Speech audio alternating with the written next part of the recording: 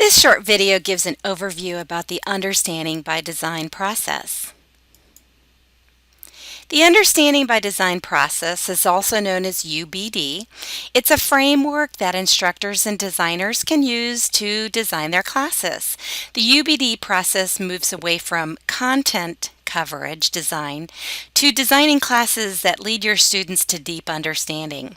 UbD emphasizes the backward design to look at the learning outcomes first and then develop the performance assessment and the instruction. The authors of Understanding by Design include ASCD. ASCD is formally known as the Association for Supervision and Curriculum Development. They provide solutions in professional development and educational leadership. Understanding by Design is actually a registered trademark that's owned by ASCD. Grant Wiggins is one of the co-authors of Understanding by Design. Wiggins earned his doctorate in education from Harvard University and his bachelor's degree from St. John's College in Annapolis, Maryland. Wiggins is now the president of Authentic Education. Jay McTighe is the other co-author of Understanding by Design. McTighe leads ASCD's UbD Professional Development. Jay has co-authored 11 books. He received his undergraduate degree from the College of William and Mary. He earned his master's degree from the University of Maryland, and he completed postgraduate studies at Johns Hopkins University. He has lots of educational experience by working at Prince George District in various positions such as classroom teacher, resource specialist, program coordinator, and several other district-level positions. There's 3 stages of UbD. In stage 1, you identify the desired results you're looking for from the instruction.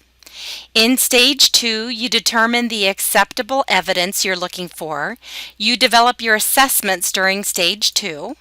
And in stage 3, you actually develop the learning activities and experiences. All 3 stages need to align and support each other. The UbD process is designed to emphasize developing lessons that teach for deep understanding. UbD requires teacher designers to identify the big ideas and the essential questions for the lessons, and then develop the assessments and the lesson plans that align to support those for deep understanding strategies. UbD also asks that students be able to identify the big ideas of the lessons so that they can understand how the lesson fits together.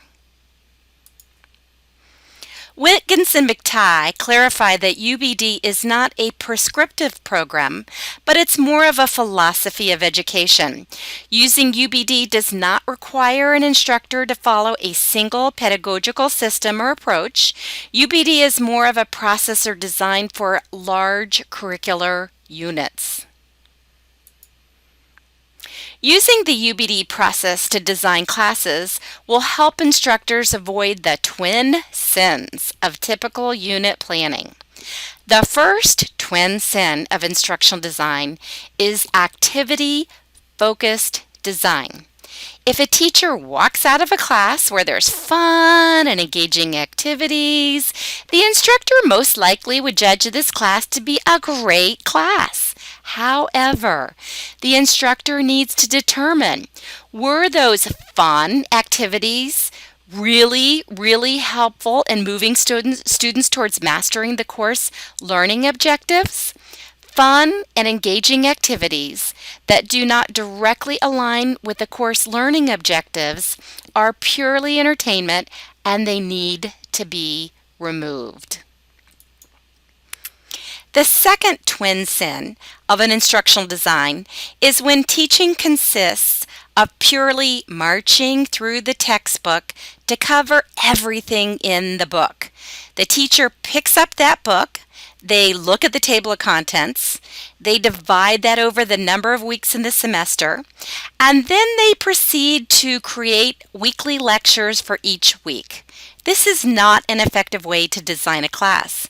A teacher's job is not simply to cover the course material, but should be to uncover the content. This type of teaching is called Teach, test, and hope for the best. Neither of these twin sins of design result in achieving clear intellectual goals. Both twin sins have the same issue, in that there's no guiding intellectual purpose or clear priorities that frame the learning experience. Classes designed using either of the twin sins of activity-focused design or content coverage design will result in students asking questions such as, what is the point? What's the big idea here? What does this help us understand or be able to do? And why should I learn this? This short video gives an overview about the different instructional design models and how understanding by design fits into these models.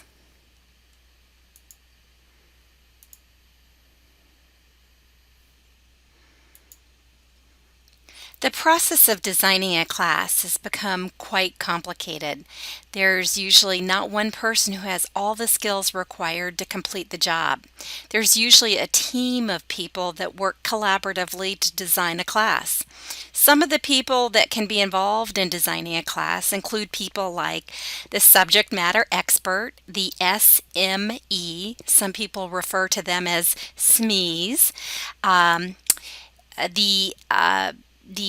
they're the person that understand the content, could be the discipline expert. There's videographies that do the filming, web developers that develop the web pages, and all of these people usually have an instructional designer that act as the project manager, and they usually use an instructional design model to manage the entire process. An instructional design model is the process that an organization uses to design their classes. It's really important because the process to design classes has become expensive, complex, and time-consuming, and the instructional design model process helps keep everybody working together. There are many instructional design models. Most of them follow a fairly similar format. Here's a few of the more well-known models. The ADDIE is probably one of the most commonly used instructional design models and one of the ones that's most well known. The processes of the ADDIE model include the A for analysis, D for design, D for develop, I for implement, and E for evaluate. The ADDIE model is most commonly used by developers of training. The Dick and Carey model is an instructional model that was developed by Walter Dick and Lou Carey back in 1978. Now, at the time, it was really innovative because it looked at instruction as in an integrated system that work together. So therefore it's known as the Instructional Systems Design, ISD, and you'll hear that phrase still used to this day. The Dick and Carey model is still widely used. So a newer instructional design model is the rapid prototyping model. So this model is different because in instructional design, normally the process starts with analyzing a class and continuing with the process until the class is fully developed from start to finish. So this process uses an evaluate stage, but once the class has been developed, it's very difficult to go back and make substantial changes because a lot of time and effort have been spent developing the class. So the rapid prototyping instructional design model changes that process so that a very small part of the class is developed just with a prototype. And this prototype is then tested with students, and then robust feedback is gathered.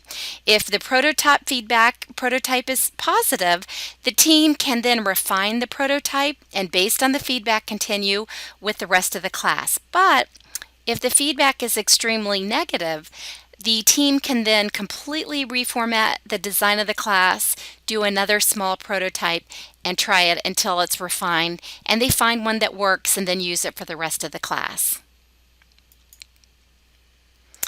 We will be using the Understanding by Design framework to understand the process included in most instructional design processes. UBD is widely used in K through 12 and higher education. There's over 250,000 educators that own UBD books, more than 150 university education classes UBD in their curriculum. Many K through 12 schools and also higher ed uses UBD as their curriculum framework. And the UBD process does a really good job of teaching some of the basic concepts and principles involved in the instructional design process. So traditionally, most instructional design models would begin with the needs analysis stage. This is a robust and important stage where a study is done to determine the exact needs of developing a class, the current state and proposed state, the optimal needs for designing the course. So the UBD process assumes that that needs analysis has already been established, so it is not included in the UBD process. But a word of caution, do not discount the importance of conducting a needs analysis to determine the true need and scope for training classes. It's an important part of the instructional design process. Most of the time, though, the needs analysis stage is very personalized to the specific environment where it's taking place, so we will not be including that in the class. So the UBD process does do a really great job, however, of giving an overview of the instructional design process and really focusing on the instructional concepts of the instructional design process.